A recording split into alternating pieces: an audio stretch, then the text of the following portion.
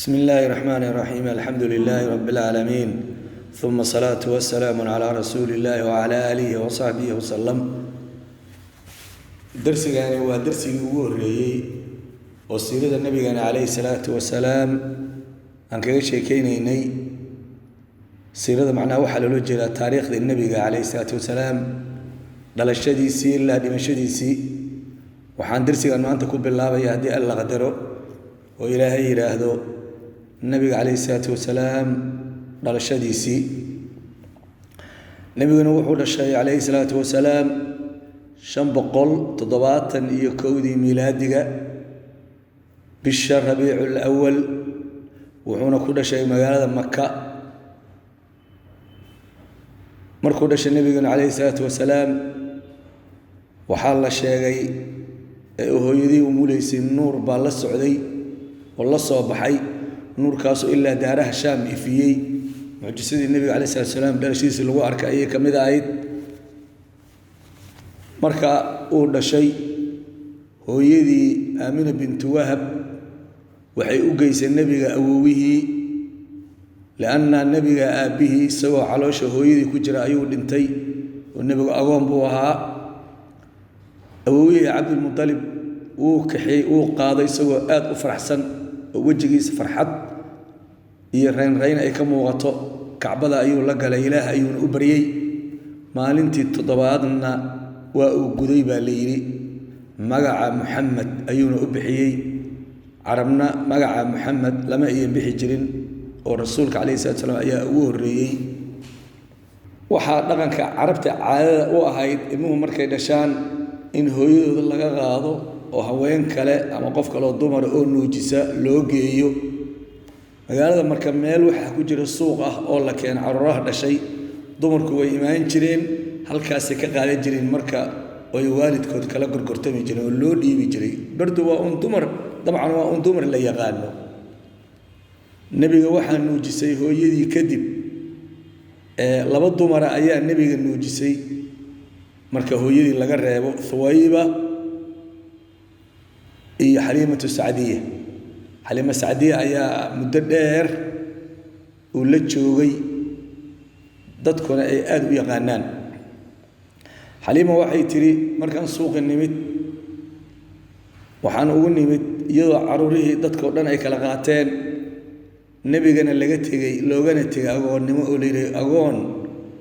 ana aabalahayn maxaan ka dheefayna hadii la qaato way ka tageen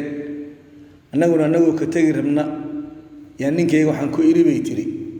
wallahi inuu anfaca laga yaabay aan qaadano hayuuna noo soo qaad buu sida ayaan ku kaxaysanay bay tiri waan iska qaadanay laana faramarnaan baan diidan inaan ku laabano wala markaan rasuulka qaadnay bay tiri oo aan meesha ka soo qaadanay oo aan anaga soo nuujinayna naaska markaan sida ugu dhigay bay tiri naasihi waa kuwa caano waa darareen bay tiri wiil kale ayay nuujinaysay isaguna waa ka dhargay rasuulkuna waa ka dhargay labadooduba way seexdeen bay tiri waxaan watay bay tiri gaadiid dameer ah oo aad u liita oo aad u tabar daran oo aad abaari ay u soo baabisay oo socola oo darqi ku soo gaaray magaalada Makka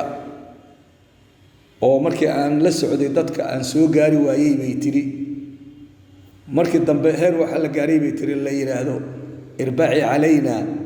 arba'i ana nootur orod ayaa waxay tiri kala iyo xoog ya markii rasuulka la saarayba waa ilaahay fadligii hayaba ay ku aragtay ay ka sheekeynaysaa haweenta Halimatu Saadiya oo khayrka badneed oo Ilaahay subhanahu wa ta'ala uu dooray in nabiga nuujiso haween cajiib ay ahayd waxay tiri ariga yagu abaarbu waa dhul baaba ayuu aad maaragtay ay abaartu noo baabaysay dhulku dulba waa noo dararay ariga meesha uu aado ariga yagu isagoo caana ka buuxaan candadoodu oo caana la socola ayay arigeenu iimaanayay tiri ee ruuxii la gaaray dadku yiraahdaan reerkaas Halima Saadiya iyo reerkooda meesha ay ariga ku ilaaliyaan adikuna dabagala oo muxuu ah ku ilaaliya iyagu ma oga sirta ka dambaysa laakiin waxay arkeen ayay markaa dadku sheegayeen Halimatu Saadiya laba sano markay nabiga nuujisay calayhi salaatu wasalaam way naaska ka gurisay sida ballantay caadadu ahayd in ilmaha waalidkooda loo soo celiyo hooyadii aamina ayay u soo celisay hooyadii bay waxay tiri wiilkan khayr badan baan ku arkaya barako badan magaaladana maka xanuun markaa ilmaha caruurta iyo ku dhacayay ayaa ka jiray oo ay tiri wabaa waa xanuun marka noo daabay tiri aan muddo soo hayee sidii ayay u ogolaatay way la laabatay 4 sano isagoo jira rasuulka waxa ku dhacay alayhi salaatu wasalaam sida saxiix muslim lagu wariyay xadiiska Anas ibn Malik uu warinayo nabiga alayhi salaatu wasalaam oo 4 sano jira oo caruur yar yar la cayaaraya ayaa waxa u yimid buu yiri Jibriil dhinaca buu markaa u jiifiyay amaliyo ku sameeyay dhinaca ayuu ka dilaaciyay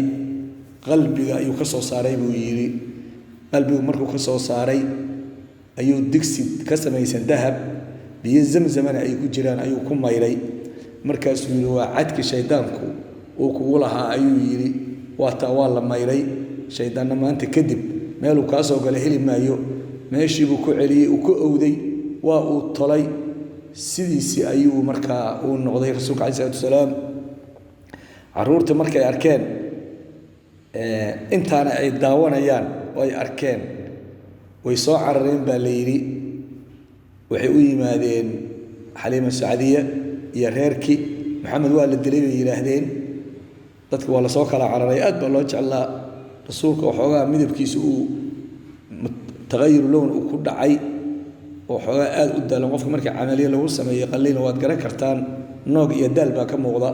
isagoo daalan baa loo yimid markaa kadib way la soo carartay Xaliima Saadiya waxay istiri wiilkan armaaba lagu dilaa ee gacantada uu ku dhintay hooyadii bay u soo celisay markaa waa 4 jir 2 sano markuu hooyadii la joogay nabiga kaleey salaam hooyadii aamina ilaah baa oofsaday way dhimatay isla markiiba awowihii ayaa gacanta ku dhigay awowihii isagoo la jooga 8 sano markuu jiray 8 markuu nabigu jirayna awowihii ayaa dhintay Abdul Muttalib marka aabalaan aabihii oo isagoo caloosha hooyadii ku jira xamligeeda ay uurkeeda leedahay dhintay hooyadii oo 6 jir ku dhimatay awowihii 8 jir ku dhintay sida ayaa marka dadkii isagaba tarbiyay lahaa ay soo raaceen ilaahay subhanahu wa ta'ala ma dayicin Abu Talib nabiga adeerkii aabihii la dhashay ayaa marka gacanta ku dhigay oo tawaliyay illa rasuulku rasuulka noqday oo sayid noqday oo dacwadiina marka uu la soo banbaxay marka arintiisana ay adduunka dhan gaartay Abi Talib waa daba socday waa kii marka dambana asna ilaahay uu oofsaday nasiib dar nabiga oo dhinac fadhiya oo la yaacay la ilaaha illa allah ayuu gaalnimo ku dhintay marka waxaan darsigan darsi xig ka bilaabi doonaa marka Abi Talib nabiga uu la wareegay ilaa muxuu ahaa tarbiyadiisii heerarka ay kala martay ayaan darsiga xiga hadii alla qadaro oo ilaahay yiraahdo aan soo qaado doonaa inta ayaan hadalkay ku soo koobay wabillahi tawfiiq والسلام عليكم ورحمة الله وبركاته.